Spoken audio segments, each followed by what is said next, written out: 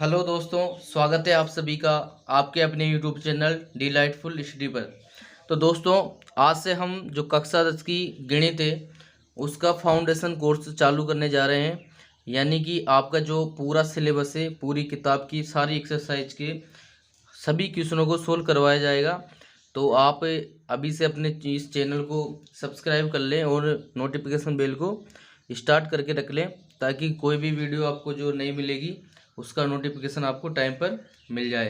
तो यहाँ पर देखो, हमारी जो पहली एक्सरसाइज है वो है वास्तविक संख्या है। ठीक है, तो इसमें देखो वास्तविक संख्याओं में आपने पहले जो बेसिक है पिछली क्लासों में, जैसे प्राकृतिक संख्याएं, पूर्णांक या परिमेय संख्याएं, अपरिमेय संख्याएं, इनके बारे में आप पढ़ चुके हो।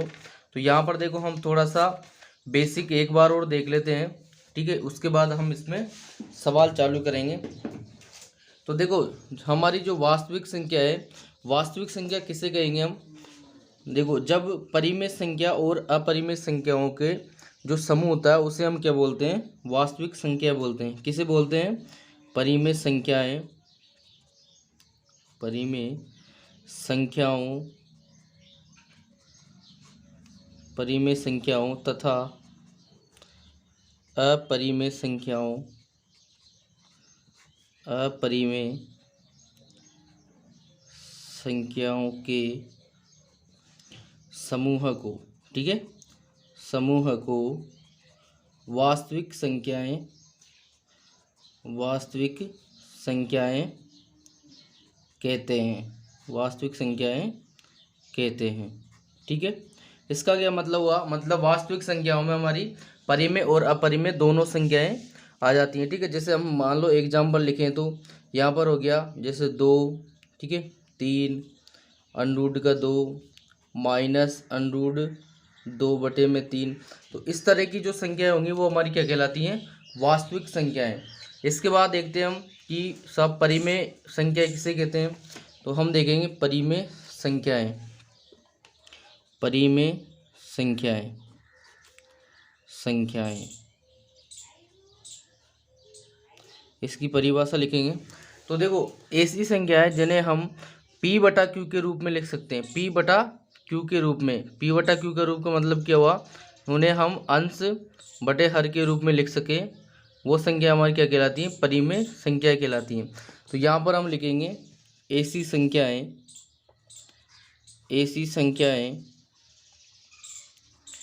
ऐसी संख्याएं जिन्हें P/Q, जहाँ पर Q का मान 0 नहीं होना चाहिए, ठीक है,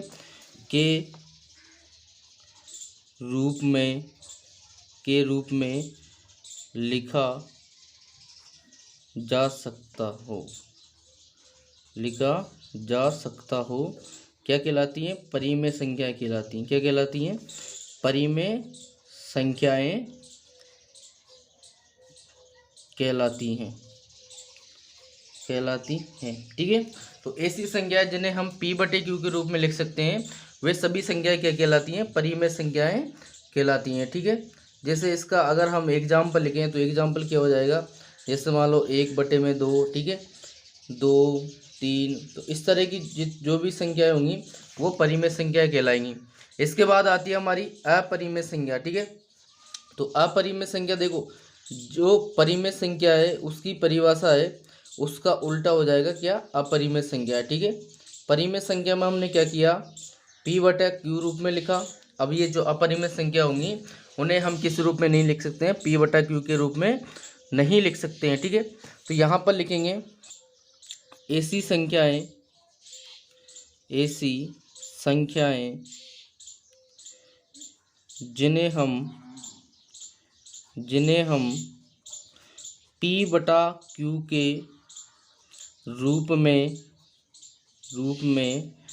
नहीं लिख सकते हैं, नहीं लिख सकते हैं,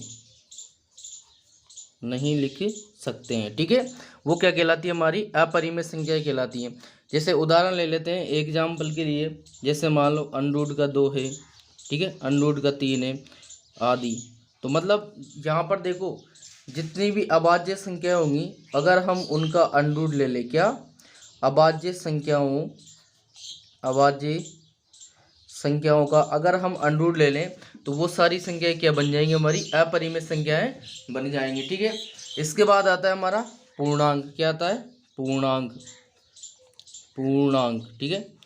तो इसकी परिभाषा क्या हो जाएगी, देखो पूर्णांक की परिभाषा होगी, इसमें देखो जीरो भी शामिल होगा और प्राकृतिक संख्याएं भी शामिल होंगी और ऋणात्मक संख्याएं भी शामिल होंगी। तो यहाँ पर क्या लिखेंगे, शून्य प्राकृतिक संख्याओं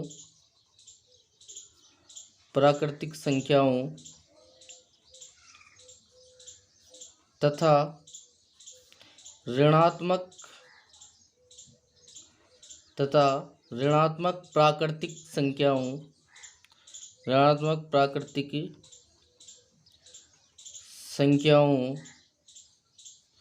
के समूह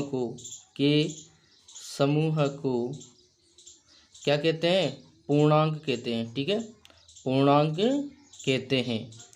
इसका मतलब क्या हुआ, इसमें देखो जीरो भी शामिल हो जाएगा, प्राकृतिक संख्याएं भी शामिल हो जाएंगी और ऋणात्मक संख्याएं भी शामिल होंगी। तो उदाहरण के लिए हम क्या लेंगे इसमें, जैसे -3 है, -2 है, 0 है, 1 है, 2 है। तो ये जो संख्या होंगी वो हमारी क्या कहलाएंगी, पूर्णांक कहलाएंगी। इसके बाद आ जाती है हमारी सम संख्या। क्या, सम संख्या। ये हम सम संख्या किसे कहेंगे, सम संख्या।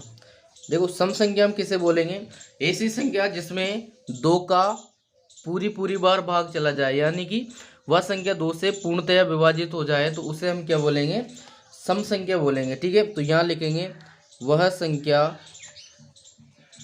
संख्या जो 2 से पूर्णतया विभाजित हो। ठीक है, विभाजित हो क्या कहलाती है, सम संख्या कहलाती है। ठीक है, सम संख्या कहलाती है, सम संख्या कहलाती है। ठीक है, इसका उदाहरण अगर हम लिखना चाहे तो क्या लिखेंगे, एग्जाम्पल में लिखेंगे, जैसे 2 है, 4 है, 6 है, 8 है, 10 है। तो ये जो सारी संख्या है वो हमारी क्या कहलाती हैं, सम संख्या कहलाती हैं। इसके बाद आती है हमारी विषम संख्या। क्या आएगी, विषम संख्या। अब देखो सम संख्या में हमने क्या लिखा कि ऐसी संख्या जिसमें 2 का भाग चला जाए, तो इसमें क्या लिखेंगे, ऐसी संख्या जिसमें 2 का भाग नहीं जाए, तो लिखेंगे वह संख्या जो 2 से विभाजित नहीं हो। ठीक है, विभाजित नहीं हो क्या कहलाती है, विषम संख्या कहलाती है। क्या कहलाती है, विषम संख्या कहलाती है, विषम संख्या कहलाती है। इसके उदाहरण क्या लिखेंगे, जैसे उदाहरण है हमारे पास 3, 5, 7। ठीक है, इस तरह की जो संख्या है इसमें हमारा 2 का भाग नहीं जाएगा। देखो इसके बाद आती है हमारी भाज्य संख्या। तो भाज्य संख्या कौन सी संख्या कहलाएगी, ऐसी संख्या जिसमें सेम और सेम के अलावा अन्य संख्या का भी भाग जाए। ठीक है, जिसमें एक शामिल नहीं होना चाहिए। तो देखो यहाँ पर क्या लिखेंगे, वह संख्या जो स्वयं व स्वयं के अतिरिक्त अन्य संख्या से भी विभाजित हो, भाज्य संख्या कहलाती है। ठीक है, जैसे उदाहरण हम लेते हैं, जैसे मान लो हमारा 4 है। ठीक है, 4 में देखो 4 का भी जा रहा है, 1 का भी जा रहा है और 2 का भी भाग जा रहा है। ऐसे 6 है, 6 है, 9 है। तो इस तरह की जो संख्या होंगी वो हमारी क्या कहलाएंगी, भाज्य संख्याएं कहलाती हैं। ठीक है, इसके बाद आती है हमारी अभाज्य संख्याएं। ठीक है, तो अभाज्य संख्या देखो, अब भाज्य संख्या की उल्टी क्या हो जाएगी, अभाज्य संख्या है। तो अभाज्य संख्या क्या कहलाएंगी, वह संख्या जो 1 या स्वयं से ही विभाजित होती है, अभाज्य संख्या कहलाती है। क्या मतलब हुआ कि ऐसी संख्या जिसमें केवल स्वयं का या 1 का ही भाग जाए, वो अभाज्य संख्या कहलाती हैं। जैसे एग्जाम्पल के लिए लेंगे हम 2, 5, 7, 11, 13। ये ऐसी संख्या है जिसमें स्वयं का और 1 का ही इसमें भाग जाता है, अन्य किसी संख्या का पूर्णतया भाग नहीं जाएगा। और यहाँ पर देखो एक और बात ध्यान रखना कि सबसे छोटी जो अभाज्य संख्या है वो कौन सी होगी, 2 होगी। ठीक है, और यहाँ पर देखो आप बोलेंगे 1 क्यों नहीं लिया सर यहाँ पर, तो यहाँ पर देखो एक जो है न तो भाज्य होती है और न ही अभाज्य होती है। ठीक है, जो एक है हमारा वो ना तो भाज्य कहलाता है और न ही अभाज्य कहलाता है। देखो इसके बाद आता है हमारा यूक्लिड विभाजन एल्गोरिथम। ये देखो बहुत ही इम्पोर्टेंट है और इसकी सहायता से हम इसमें सवाल हल करेंगे। देखो इससे पहले जो आपने पढ़ा था वो तो आपका एक केवल बेसिक ज्ञान था जो पिछली क्लासों में आप पढ़ चुके थे। मेन यहाँ से इसका यही स्टार्ट है, यूक्लिड विभाजन एल्गोरिथम। इसकी सहायता से हम क्या करेंगे, दो संख्याओं का HCF ज्ञात करेंगे। ठीक है, तो यहाँ पर देखो इसको हम समझ लेते हैं कि जो यूक्लिड विभाजन एल्गोरिथम है वो क्या कहता है। ठीक है, तो देखो इसके अनुसार हम अगर किसी धनात्मक पूर्णांक में अन्य किसी धनात्मक पूर्णांक का भाग दें तो हमें भागफल और शेषफल प्राप्त होता है। ठीक है, तो इसकी लैंग्वेज क्या लिखेंगे, इसके अनुसार क्या लिखेंगे, इसके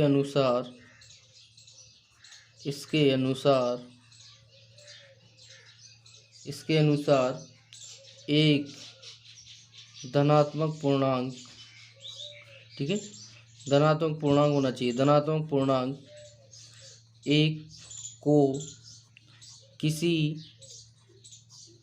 अन्य धनात्मक पूर्णांक को किसी अन्य धनात्मक पूर्णांक b से विभाजित करते हैं,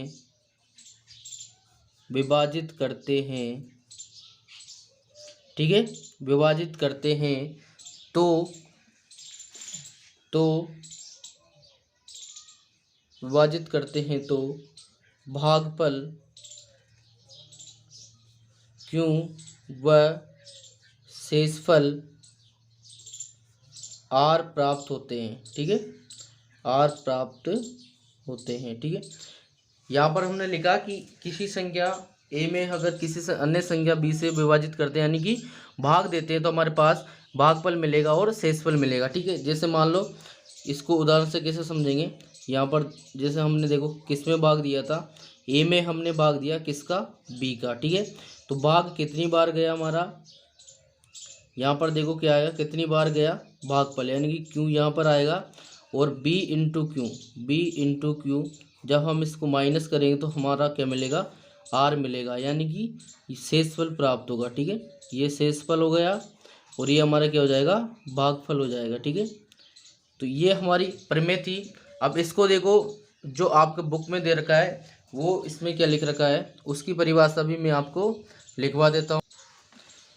तो देखो बुक की परिभाषा हम यहाँ पर लिख लेते हैं, यदि दो धनात्मक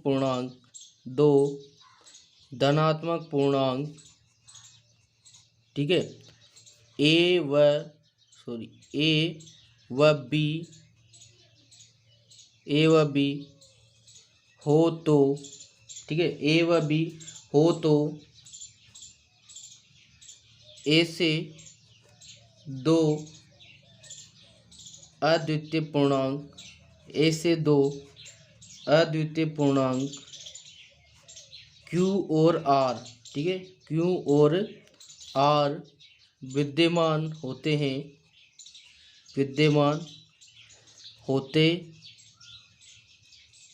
कि अब हम देखो यहाँ पर A को किस रूप में लिख सकते हैं, A बराबर B into Q plus R। ठीक है, जहाँ देखो ये जो R है ना इसका मान क्या होना चाहिए, या तो 0 या 0 से बड़ा और B से हमेशा छोटा होना चाहिए। ठीक है, तो यहाँ पर देखो यदि दो धनात्मक पूर्णांक A व B हो तो A से दो अद्वितीय पूर्णांक Q और R विद्यमान होते हैं कि A बराबर B into Q plus R। ठीक है, यहाँ पर देखो R और Q का मान जो है वो 0 भी हो सकता है। ठीक है, यहाँ पर देखो इसको एक उदाहरण की सहायता से हम समझते हैं। जैसे मान लो हमने 5 में, ठीक है, 5 में 2 का भाग दिया, यानी कि हमारा A कितना है, 5 है, और 2 का हम भाग दे रहे हैं तो देखो कितनी बार जाएगा भाग, 2 बार जाएगा, 2 बार गया तो यहाँ आया 4। ठीक है, और घटाएंगे तो माइनस का 1 आया। ठीक है, अब देखो इस रूप में इसको हम कैसे जमाएंगे, देखो A तो हमारा क्या हो गया, 5 हो गया, बराबर ये जो B है ना जिसका हमने भाग दिया वो हमारा B होगा, यानी कि 2 इंटू Q यानी कि जो भागफल आया वो हमारा Q कहलाएगा, प्लस R यानी कि जो शेषफल आया वो 1 कहलाएगा। ठीक है, इस तरीके से हम इसको समझ सकते हैं। तो ये हो गई आपकी यूक्लिड विभाजन एल्गोरिथम या यूक्लिड विभाजन प्रमेय का। ठीक है, अब हमने यहाँ पर जो प्रश्नावली है कि उसका बेसिक हम सारा पढ़ चुके हैं। अब हम एक्सरसाइज 1.1 के क्वेश्चन सोल्व करेंगे। तो उससे पहले आप इस बेसिक को अच्छे से समझें, अच्छे से पढ़ें, और इसके बाद जो है हमारा फाउंडेशन कोर्स यहाँ से चालू हो चुका है और हम डेली आपको क्लास देंगे और डेली जो एक्सरसाइज वाइज है वो हम यहाँ पर क्वेश्चन सोल्व करेंगे।